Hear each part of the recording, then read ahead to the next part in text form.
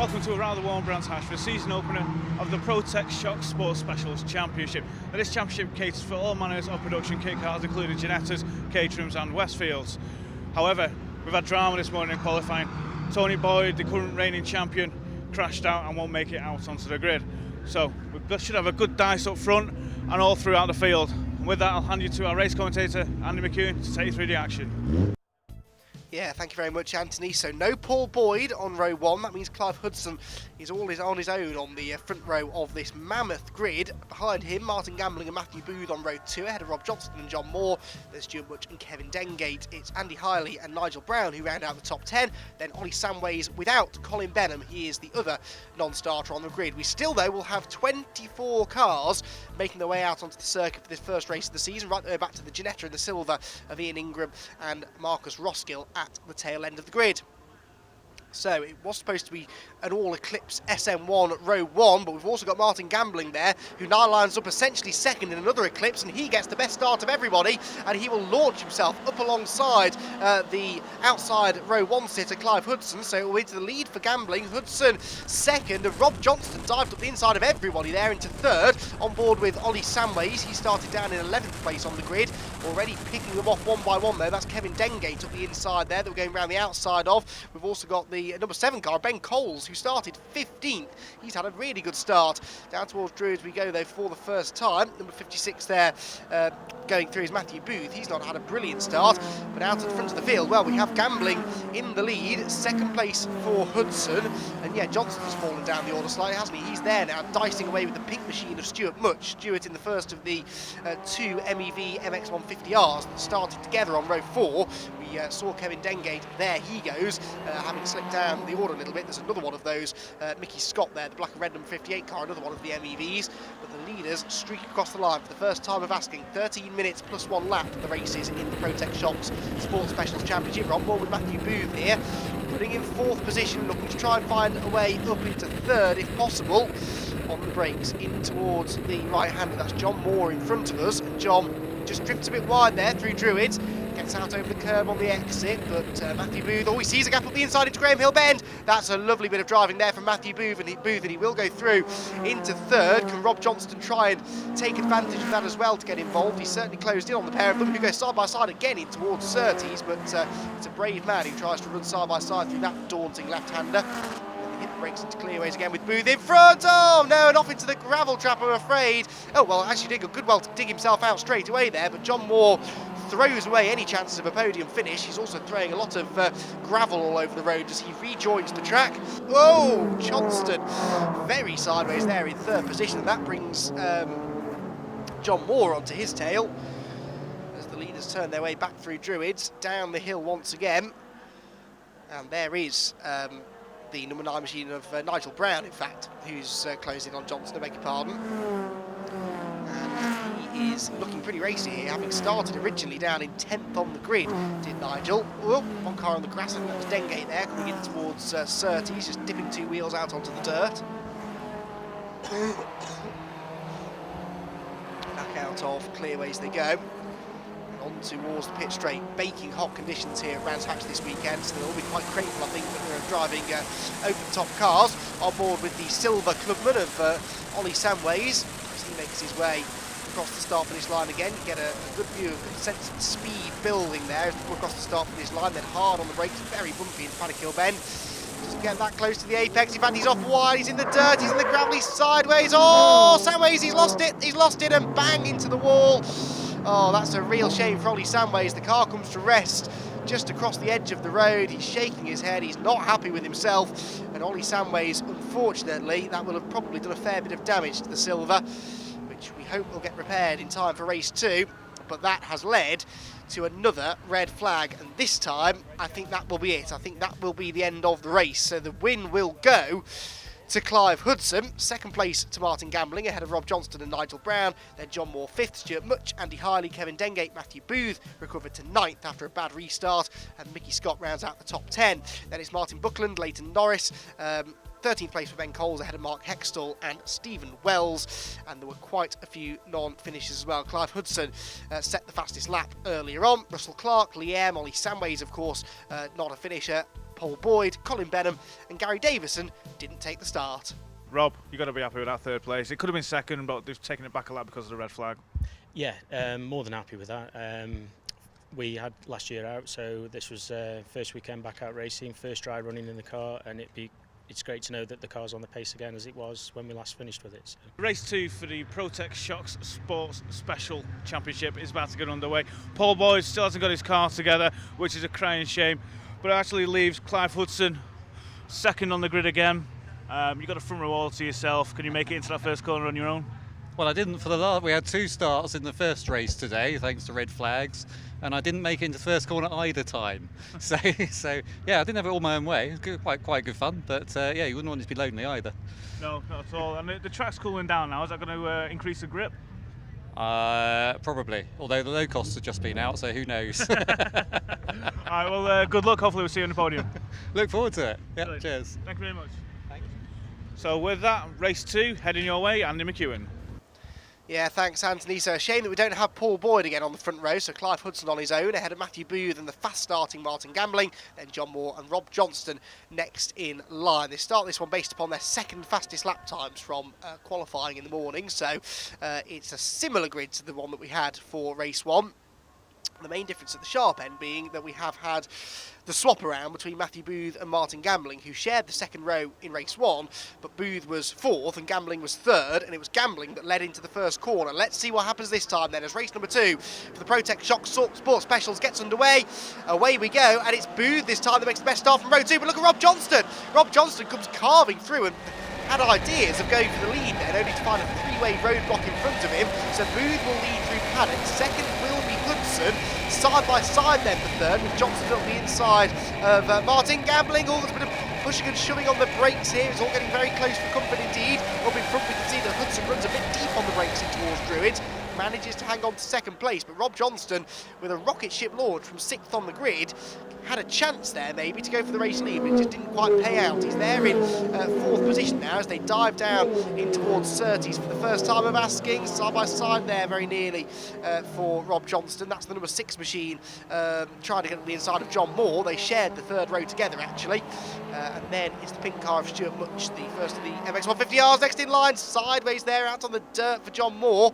And we heard Clive Hudson alluding to it pre-race. Oh, Mickey Scott, unfortunately, pulling into the pit lane in his MX150R, presumably to retirement. But we heard Clive Hudson mentioning in the assembly area pre-race that we've had lots of other races, but late in the day here at Brands Hatch. And so although the ambient temperature, and therefore the track temperature, is cooling, that should give increased grip levels. All of the other races that have taken place today, you know, there'll be dirt and debris and tyre, rubber from the tyres that's been discarded all over the track. So if you get offline, it could be very slippery indeed. And I think we just saw an example of that there.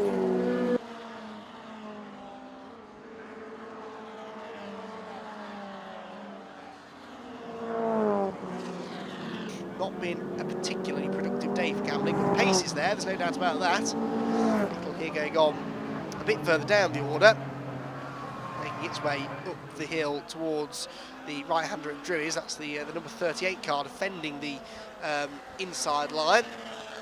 That's Bridget Smart in the silver, and then number 44 trying to find a way through is Marcus Roskill, who is racing another silver, so a pair of silver phoenixes here in battle outside the top 15, but and they're about to go a lap down to the race leader by the looks of it, Matthew Booth, who will be looking to try and move through quickly because he doesn't have a huge margin over Rob Johnston in second place, and getting tangled up with back markers at this late stage is the last thing that he wants. Gets a nice run though out of clearways. Blue flags are being waved to try and assist the race leader in his job. The blue flag telling the drivers going a lap down that they need to move out of the way.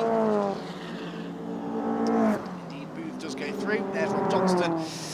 Rob doesn't get quite the same sort of gentlemanly treatment by the back markers. In fact, he goes up the inside there of Bridget Smart, around the outside went Marcus Roskill to gain the place. So an example there of how, as a back marker, you can use being lapped to your advantage in some ways and try and maybe gain an advantage in whatever battle that you're having.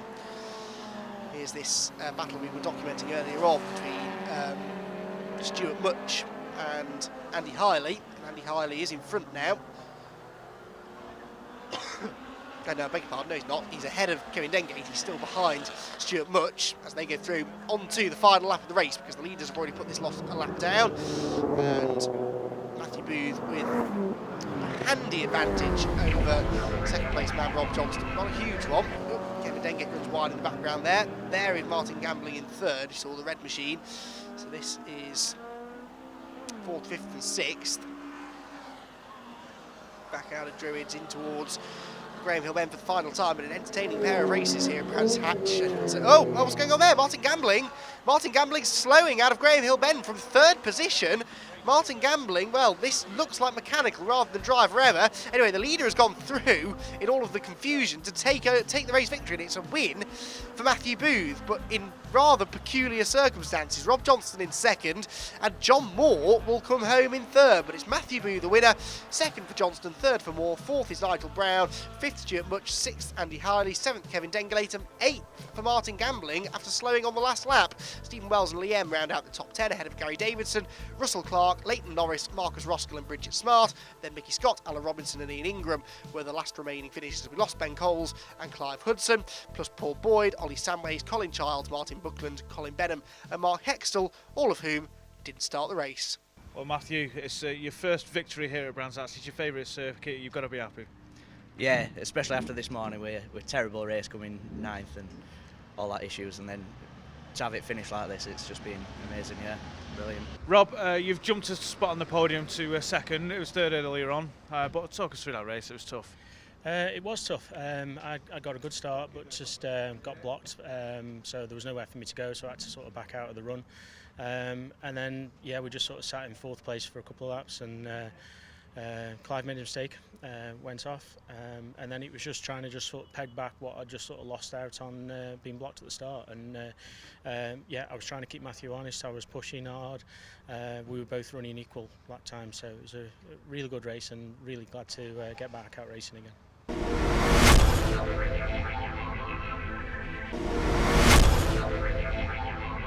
Hello and welcome to a rather warm Brands Hatch for the season opener of the Endurance Financial RGB Sports 1000 Championship. These cars are very lightweight and have a 1000cc production motorbike engine, which makes them very quick, and especially around this tight and twisty circuit here at Brands Hatch, they're going to put in some fast times. And the man who should have been on pole position, the reigning champion, Billy Albone, you're in 3rd place. You got the pace though. Can you get to first for the first corner? Yeah, for sure. After the problems in quali, the initial pace looks good. So if we've rectified the issues we had, then there's no reason why we shouldn't.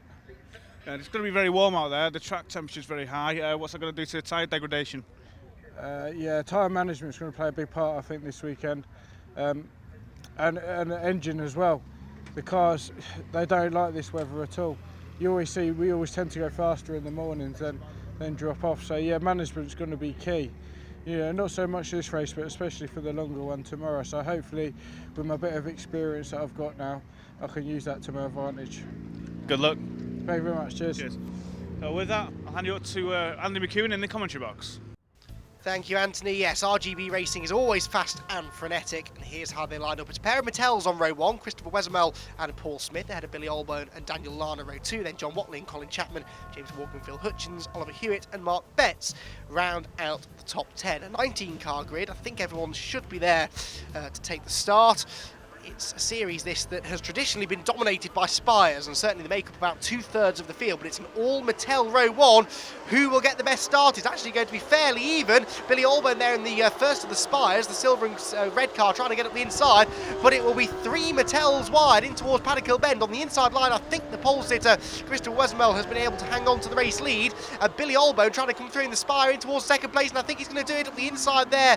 No, that's Wesemel on the outside line, so who's got the lead? Is it Daniel Lana or is it Paul Smith? Let's see. On board here with Oliver Hewitt in the Phoenix. Further back, there's a spin in front. Number 44 involved. Oh, it's chaos on the run down the hill, I'm afraid. That's Mark Betts who spun in the middle of the pack. I think that John Watley was involved in that in some way, and there was another car there that was also pulling off to the side of the road. It is Paul Smith then that leads the way. Albone in 2nd, Wesemel is 3rd, and Daniel Lana there in 4th position. There in 6th is Colin Chapman. That's where he started. but I think John Watley sadly has indeed been caught up in that incident, because he should have been somewhere in that group. Attempt here for second place. Christopher Wesemel trying to fight back from that. He didn't get a bad start, he just, I think, got swamped on the run through Paddock Hill Bend. We didn't quite see what happened for the leaders as they made their way through the first corner.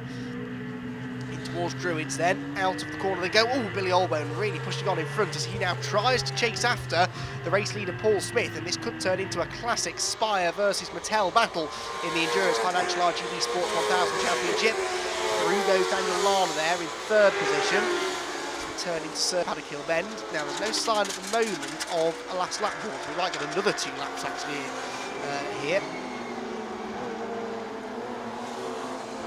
Racing paddock, we see the field streaking through, and check in here with Christopher Wesemel, who is back behind Daniel Lana now. So Daniel Lana, somewhere along the line, has got second place back.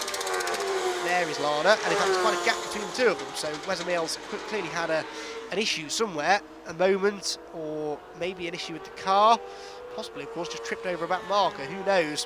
Billy Allbone, though, with his headlights ablaze, is coming to the start-finish line to start the final lap of the race. So it's been made an awful lot easier for Billy, who, when he saw that he was starting third, surrounded by Mattels, would probably not have felt too good about his chances of opening up the 2018 campaign with a race victory. But here he is, less than a lap from home now, looking good for the race victory. Lap 18, as you can see from his telemetry there. His way down through Graham Hill Bend, inch perfect through there, not pushing too hard at all, and then turns his way left through Surtees, right through McLaren, and hard on the brakes in towards Clearways for the final time. And for Billy Allbone, it's going to be the perfect start to his 2018 season. Not quite the way he would have planned, with Paul Smith throwing away the race victory, but he'll take the points nonetheless. Victory in round number 1 of the Endurance Financial RGB Sports 1000 Championship goes to Billy Allbone, and a dominant race victory in the end it was over Daniel Lana, who will come home in second place. There he is. Third place will go to Christopher Wesemel. Oh, and late drama. That's Neil Gardner again, and he needs to get out of that fairly quickly, because that is quite a conflagration down in the tip of Paddock Hill Bend. Well, he makes a very hasty retreat there from the car, but that has just come alight all of a sudden after it had taken the checkered flag. He finished the race a lap down and has been classified in 13th place. But whether we see that car out for race 2 is perhaps doubtful. The Marshals straight on the scene, of course, as ever. The British Marshals incredibly efficient, but even they have their limits, and that fire is seeming fairly stubborn to put out. Confirmation of the result anyway. Allbone wins from Lana, and Wesemel from James Walker 4th, and Colin Chapman 5th. Then John Watley and Oliver Hewitt, the first non-Spire or Mattel. Then we had Sam Cook, Mark Betts and Jonathan McGill ahead of Vincent Dubois, Colin Spicer, Neil Gardner, Phil Hutchins, Drew Faulkner and Tim Hovard. Paul Smith, Danny Andrew and Ian Kempson were non-finishers. Well, Billy, it ended easily for you, but didn't start easy. No, yeah, it was always going to be hard, wasn't it? There's 4 fast red ones all around me. So, yeah, I think obviously had the roll of the dice, if you like, for that race. Well, Dan, what a hectic race for you it was. Yeah, a little bit, very, very busy. I didn't have 5 minutes to sit down and relax and get into rhythm at all. It was just flat out for the whole race. Chris, you had a mechanical issue through the race, clutch gone, but to bring it home in third place, it's an achievement in itself. Yeah, I mean, losing the clutch halfway through the race, using 2 gears, we couldn't be happier really. It was just saving it. It's my first ever car race, so putting it on pole for both races and coming home in third, I'm not going to argue with that. Let's put it that way. Yeah, that's an incredible achievement just in your first race. Can we expect more in the second race? It'll be nice to give show the real pace of the car. We're looking quite pacey today. I'm sure Billy will be faster for tomorrow. Let's just see what we can do a better job tomorrow, really. Race 2 for the Endurance Financial RGB Sports 1000 Championship is about to get underway. It's a longer race this time, and the winner of the first race, Billy Allbone, you're on third place. You're in third position on the grid. What can you do from there? Yeah, same as yesterday regarding the starting position, but the characteristics of the race are completely different compared to yesterday. Obviously, yesterday being 17 laps, and this is going to be roughly 30 to 32, something like that. So it's going to be a long race. Oh, good luck. Thank you very much. Cheers. So let's see how all this pans out. I'll hand you up to the commentary box, Andy McEwen. Thanks, Anthony. Well, race 1 was very entertaining. Let's see what race 2 has to bring. It's Westermere and Smith on row 1, ahead of Billy Allbone and Daniel Larder, row 2. Then John Watley and Colin Chapman, ahead of James Walker and Phil Hutchins. Colin Spicer and Oliver Hewitt will round out the top 10. And the one to watch from the back, Danny Andrew, had some really good pace in race 1, started from the back and carved his way through into the top 5 before mechanical issues put him out of the race. Right, lights go out, away we go. Not a great start made by Paul Smith there from the outside of row 1, so Westermere will have the lead down towards Paddock Hill Bend. Billy Allbone's trying to get up the inside for second and can't do it, so it will be the two Mattels that turn in first, and Billy Allbone suddenly feels very outnumbered, I'm sure, because he's got two Mattels in front of him and one behind him in the shape of Daniel Larder. He goes around the outside in towards Druid. Big twitch under braking. I'm surprised that he's taking such big risks early on, because as he said himself at the start of the race, the dynamics of this race will be very different because it is that little bit longer. It gives them a bit more time to make their moves, but he's not hanging around. He's going back on the inside here of Paul Smith for second into Surtees. There's no way through there, and still he can't find a way past into the top 2 to split the two lead Mattels.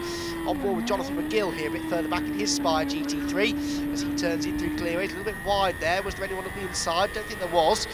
Just missing the apex there as they streak across the start finish line. Look at that long line of RGB Sports 1000 cars. What a sight they make, what a sound they make as well. They turn their way into Paddock Hill Bend again. A few moves being made further back. Looking out for Danny Andrew. Didn't spot him there, so he must have made a bit more progress maybe than I was expecting. Either that or he's gone missing again on the opening lap of the race. Actually we're hearing Danny Andrew is a non-starter. That's a shame. And Neil Gardiner in the BDN, another non-starter. So that is a real shame for all the drivers that I expected to see coming through from the back of the grid. Front of the grid, these are the top 3 cars, and that is Paul Smith, who was our race 1 leader, you remember, until he threw it all away with a spin at Surtees. He was then recovering and had another spin late on in the race that put him out of the race altogether. And I think we will get one more lap just about out of this second race of the weekend for the RGB Sports 1000s. Through he goes. Yep, last lap board is held out. So one more time around the 1.3 mile Brands Hatch Indy circuit for Billy Allbone. Heads up towards the right-hand Druids, and he's going to have to just negotiate, I think, that one back marker, unless he really backs it off, which I think he is. Look, he's running nowhere near the edge of the road, so Billy Allbone is cruising home here to a victory. Back along the Cooper Straight he goes, and yeah, I think he's very much driving with conservation in mind here, just trying to make sure he doesn't have to do any more overtaking of back markers than is absolutely necessary.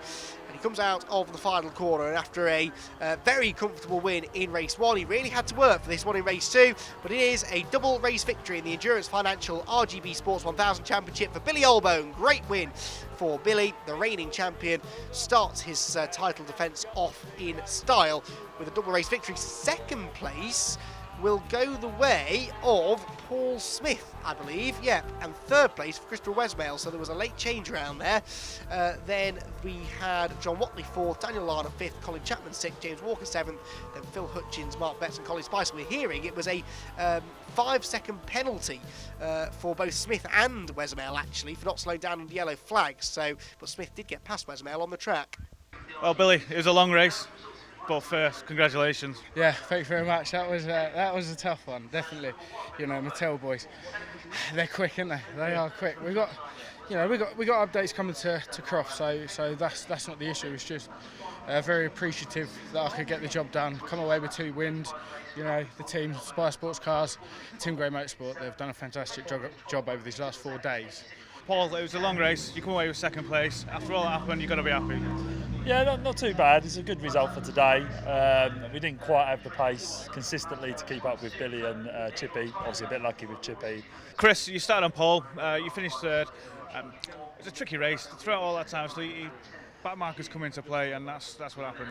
Yeah, I mean, we got away well actually, for considering my second start in the car. We got away into the lead. Tried to get going, making a few mistakes here and there, but about halfway with the back markers coming in, just started to struggle a little bit, and Billy got by, unfortunately.